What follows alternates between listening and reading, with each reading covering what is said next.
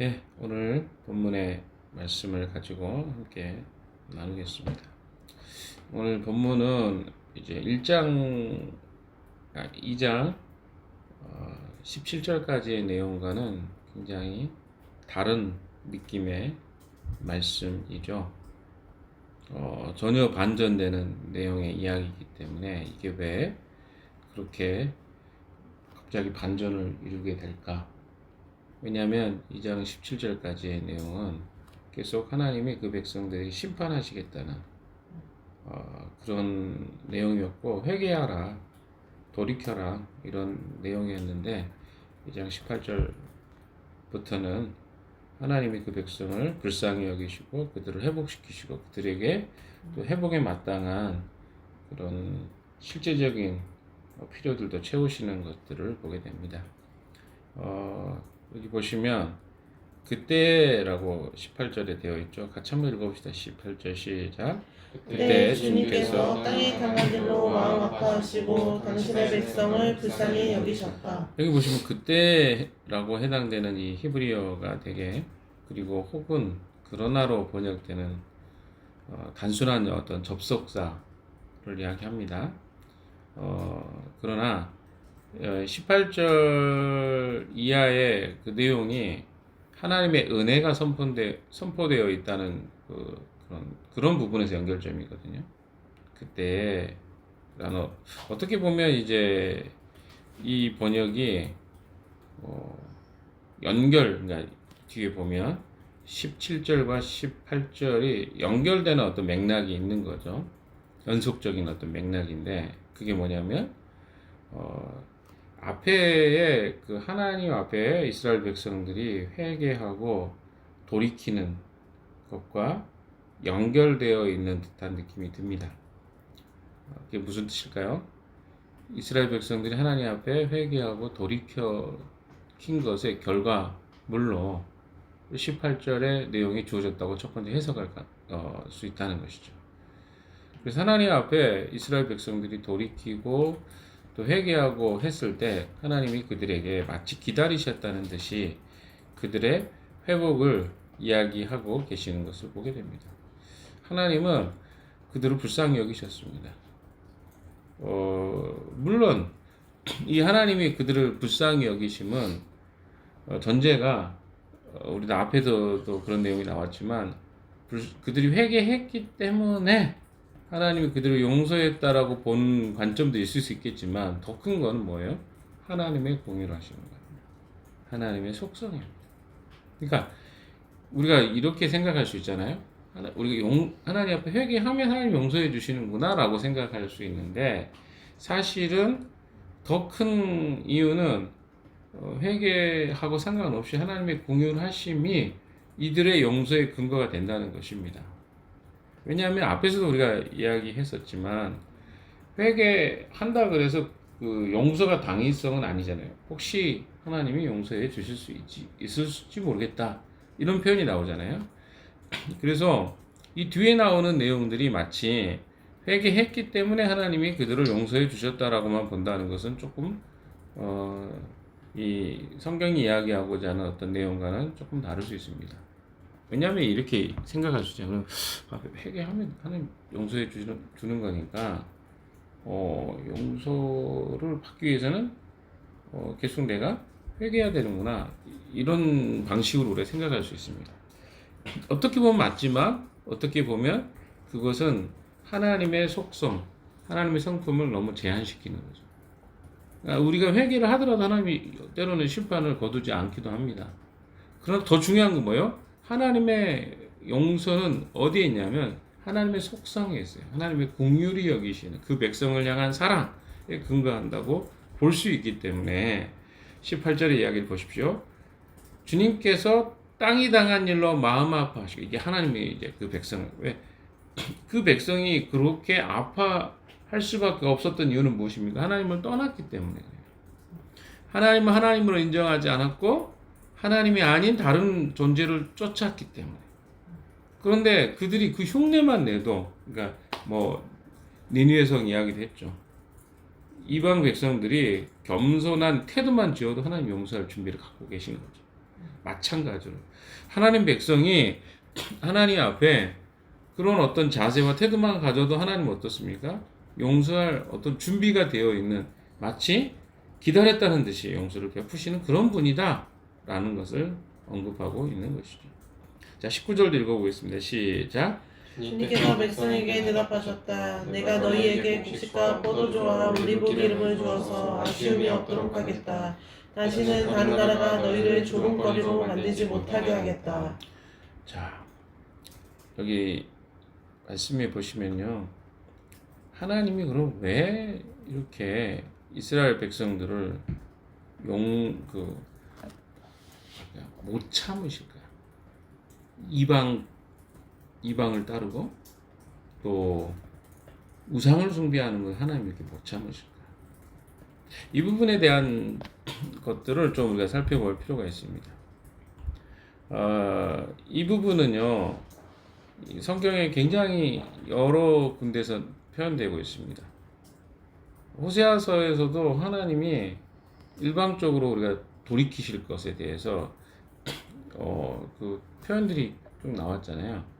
어느 날 갑자기 하나님이 이스라엘 백성 회복시켜 주시겠다, 이런 표현들. 그냥 하나님의 본래의 마음은 뭐냐? 심판의 목적이 아니라 하나님 이스라엘 백성들이 에브라임의 그 죄로부터의 회개, 돌이킴이 목적이었다는 거죠. 자꾸 우리는 어디에 생각이 가냐면 하나님이 이스라엘 백성이 심판하시는다는 쪽에 많이 생각이 가 있는데, 사실 하나님은 늘 생각이 뭐냐면 이스라엘 백성들이 돌이키고 회복하는 것에 관심이 있으셨습니다. 그를 심판하는 것도 하나님과의 관계를 소중하게 여기지 않고 이방의 신들과 이방 나라를 따르는 것에 대한 하나님의 질투예요, 어떻게 보면. 그래서 회개라는 어떤 이 매개체가 있긴 하지만 더 근본적으로는 하나님은 그 백성을 사랑하시는 마음입니다. 왜?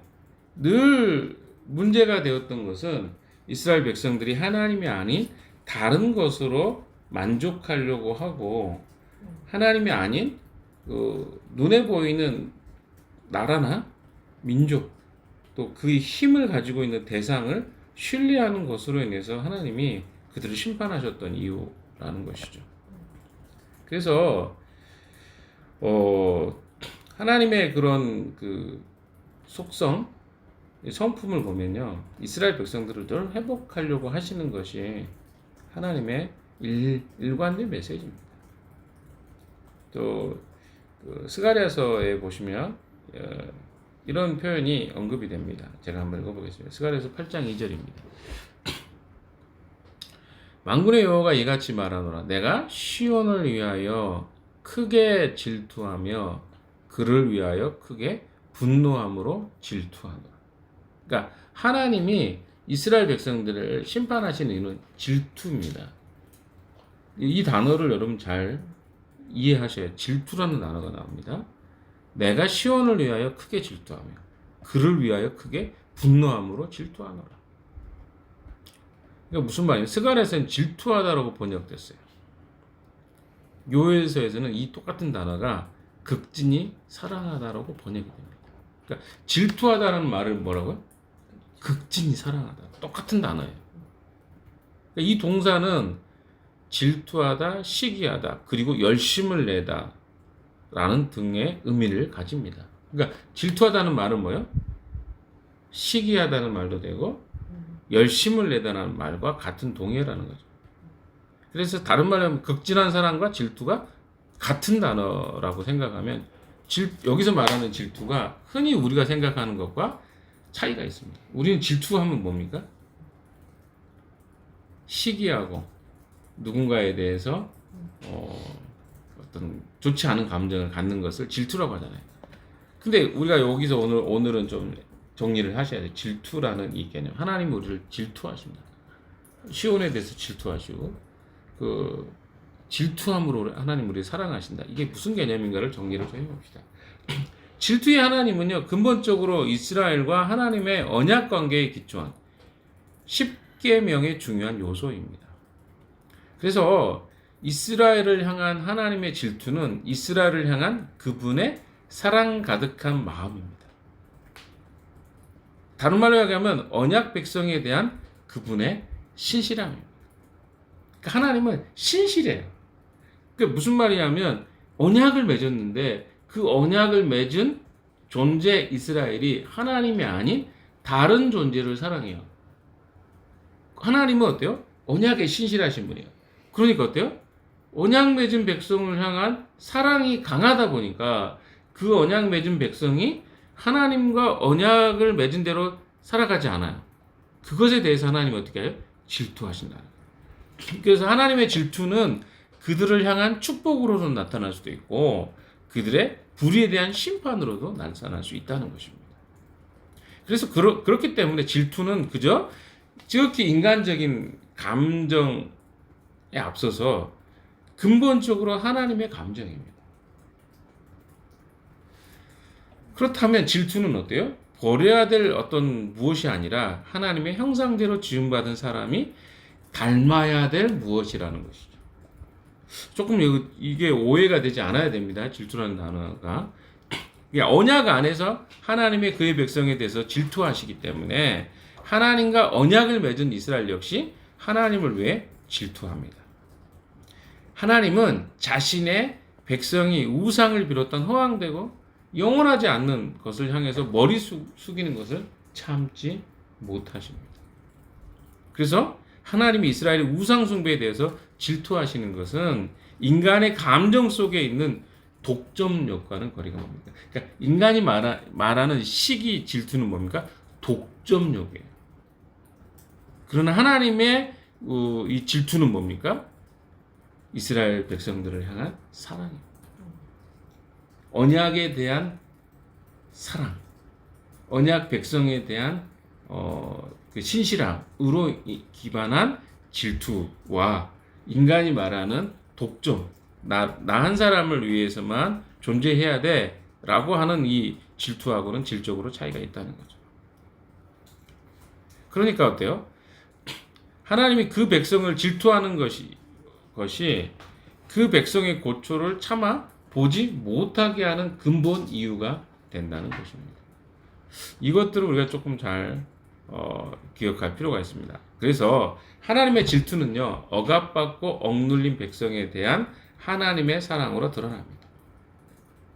그러나 인간은 타락했기 때문에 하나님의 질투심을 따르되 자신의 욕망과 독점력으로 인해서 질투하는 결과가 나타나는 것입니다. 타락한 인간이 하나님의 속성인 질투를 어떻게 하냐면 독점력과 욕망으로 바꿔버린 거죠. 그러나 질투는 근본적으로 하나님의 성품이고 속성입니다. 이해 좀 되시나요?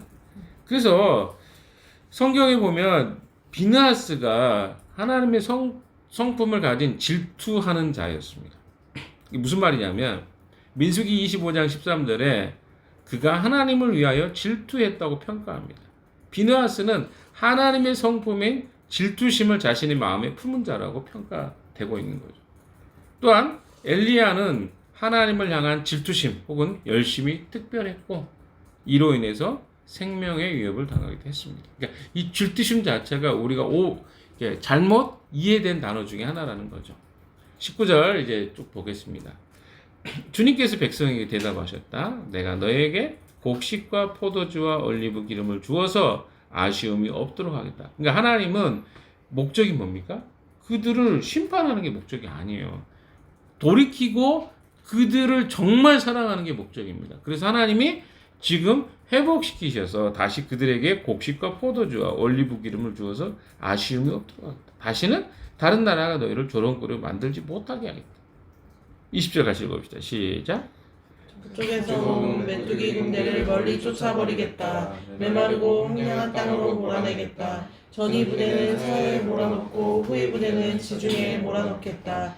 시체 썩는 냄새 그 악취가 코를 찌를 것이다. 주님께서 큰일을 하셨다. 예, 하나님이 큰일을 하시는데 어떻습니까? 메뚜기 재앙이 그저 우연으로 발생한 게 아니라는 거예요. 불운이 아닙니다. 하나님 보내신 군대였습니다. 그런데 어때요? 그들을 하나님이 몰아내겠다. 하나님이 행하시겠다는 거죠. 이전에 있었던 그들이 당했던 참상을 완전히 회복시키겠다. 왜? 그렇죠? 목적이 그거예요. 메뚜기는 그들이 워낙 하나님을 떠나고 하나님의 언약에 신실하지 않았기 때문에 주시는 거고, 진짜 목적은 그들을 회복시키고 다시 그들이 고통이 아닌 하나님과 교제로 나아가게 하는 것이 하나님의 목적이었다. 그들이 잠깐 열방으로부터 치욕을 겪었지만 하나님이 모든 것을 회복하시는 것이 목적이다 라고 말씀하고 계십니다. 그래서 우리 삶에 주어지는 어떤 일들이 사실은 하나님 어때요? 회복을 위해서 때로는 우리에게 어려움도 주시는 것들이 많다. 이렇게 생각하시면 될 것 같습니다. 자, 21절도 읽어봅시다. 시작. 땅아 두려워하지 말아라. 기뻐하고 즐거워하여라. 주님께서 큰 일을 하셨다. 22절도 읽읍시다. 시작. 들짐승들아 두려워하지 말아라. 이제 광야의 풀이 무성할 것이다. 나무마다 열매를 맺고 무화과 나무와 포도나무도 저마다 열매를 맺을 것이다. 2장 17절까지 이야기했던 게 무엇입니까? 땅에 모든 풀도 사라져버리고 열매도 과실도 다 사라져버렸죠. 근데 그 이유가 뭐라고요? 그 하나님 백성이 또 하나님을 향한 마음이 변질됐기 때문에, 우상을 향했기 때문에, 또 강력한 이방 나라를 의지했기 때문에, 그래서 하나님이 심판을 주신 거예요. 그런데 어때요? 그들이 돌이키려고 행동만 취해도 하나님은 어떻게 해요? 그걸 다 회복시키는 것이 마치 기다렸다듯이 난 듯이 하나님이 그렇게 하시겠다는 거예요. 이게 하나님의 진짜 마음이라는 것이죠. 그래서 들짐승도 땅도 다 회복될 것이다. 자, 23절 24절 시작. 시온에 사는 사람들아 주 너희의 하나님과 더불어 기뻐하고 즐거워하여라. 주님께서 너희를 변호하여 가을비를 내리셨다. 비를 흡족하게 내려주셨으니 옛날처럼 가을비와 봄비를 내려주셨다. 이제 타작마당에는 곡식이 가득 쌓이고 포도주와 올리브 기름을 짜는 틀마다 포도주와 기름이 넘칠 것이다. 자, 이게 무엇입니까? 하나님이 회복시키는데 비도 내리게 합니다. 비를 흡족하게 내려주시겠다. 그 가을에 내리는 비는 이른비라고 하죠. 봄비를 늦은비라고 합니다. 이때는 비가 내려야 돼요. 비가 내려야 어떻게 합니까? 곡식들이 자랍니다. 하나님이 그런 것들을 허락해 주시겠다는 거죠. 여기 보시면 주 너희의 하나님과 더불어 기뻐하고 즐거워하라. 주님께서 너희를 변호하여 가을비를, 하나님이 변호한다는 게 하나님이 그 편에 서서 이스라엘 백성이 펴서 비도 흡족하게 내려주시겠다. 그렇게 되면 어떻게 돼요? 24절에 타작마당에는 곡식이 가득 쌓이고 포도주와 올리브 기름을 짜는 틀마다 포도주와 기름이 넘칠 것이다. 그러니까 이스라엘 백성에게 있었던 재앙의 모습이 사라지고 이제 완전히 회복시키겠다.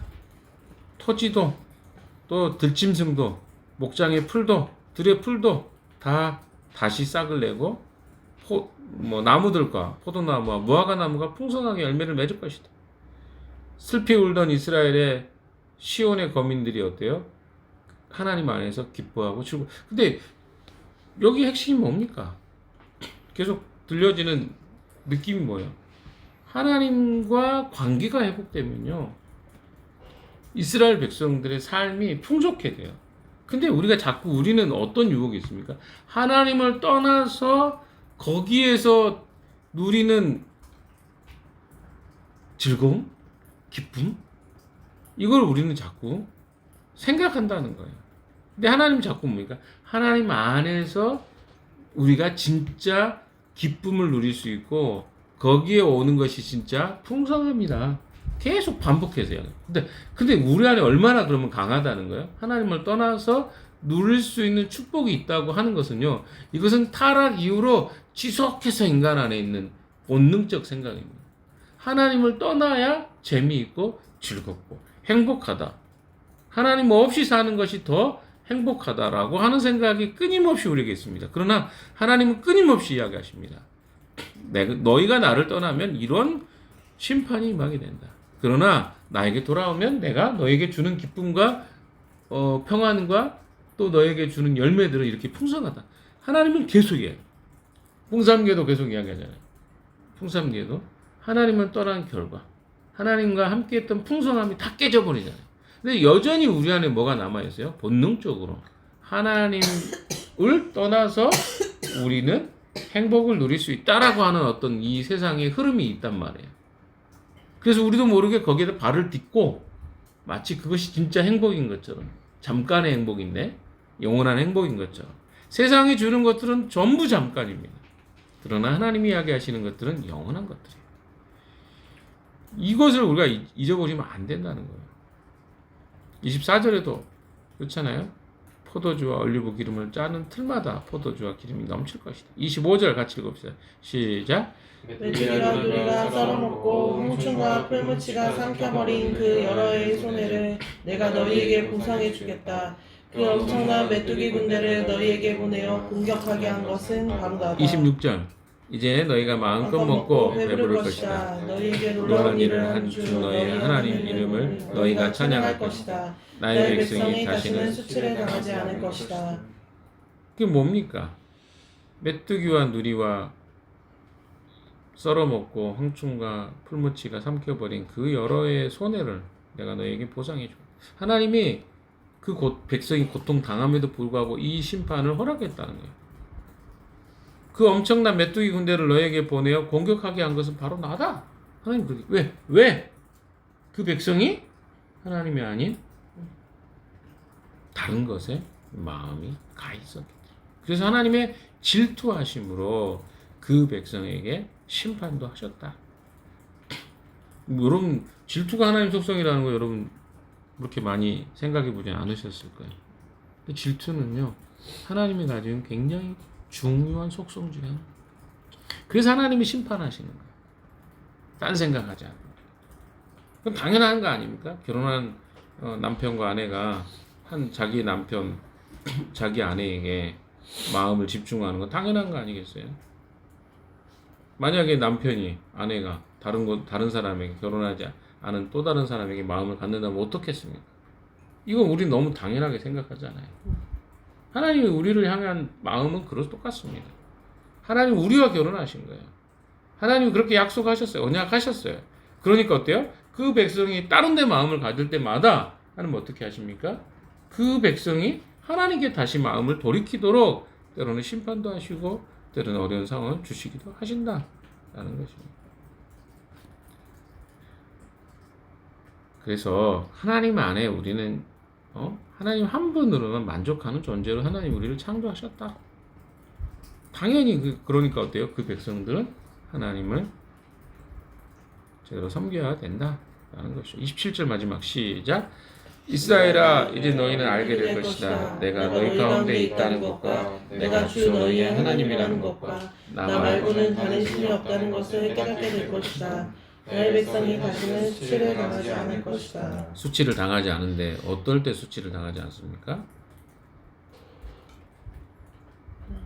너희의 하나님의 이름을 너희가 찬양할 것이다. 그러니까 이스라엘아 너희는 이제 알게 될 것이다. 내가 너희 가운데 있다는 것과 내가 너희 하나님이라는 것과 나 말고는 다른 신이 없다는 것을 깨닫게 될 것이다. 그러니까 그 백성이 하나님을 찬양하고 수치가 없어질 때 어떻게 없어지냐? 하나님의 이름이 그렇죠? 내가 너희 가운데 있다는 것과 내가 주 너희의 하나님이라는 것과 나 말고는 다른 신이 없다는 것을 깨닫게 돼. 그때 이스라엘 백성의 수치가 사라진다. 나의 백성이 다시는 수치를 당하지 않을 것이다. 그러니까 이것을 여러분 기억하십시오. 우리 안에 하나님이 함께 하시고 하나님의 이름이 온전케 되는 것이 또한 하나님만이 나에게 진짜 만족과 기쁨을 주신다는 것을 우리가 깨닫게 되면 거기에는 더 이상 수치가 없습니다. 사랑하는 여러분, 오늘 말씀을 좀 이렇게 결론 짓겠습니다. 우리는 자꾸 풍족해 되기 위해서 하나님을 떠납니다. 그러나 성경은 이야기합니다. 하나님 안에 진짜 만족과 진짜 풍요로움이 있다. 자꾸 하나님 떠나서 풍요가 있다고 하고 하나님 떠나야 넉넉하다고 생각하고 하나님 없이 즐겁다고 생각하는 경향이 우리에게 있는데 성경은 이야기합니다. 하나님 없이는 그 어느 곳에도 풍족함이 없다. 오늘도 하나님은 우리에게 내 안에 거하라. 내가 너에게 너희를 풍족케 하리라. 내가 너를 만족케 하리라. 내 안에 진짜 기쁨이 있다. 여러분 어떻게 오늘 하루를 보내시겠습니까? 주님 안에 풍족과 기쁨을 누리는 하루 되시기를 주님의 이름으로 축원합니다. 기도하겠습니다.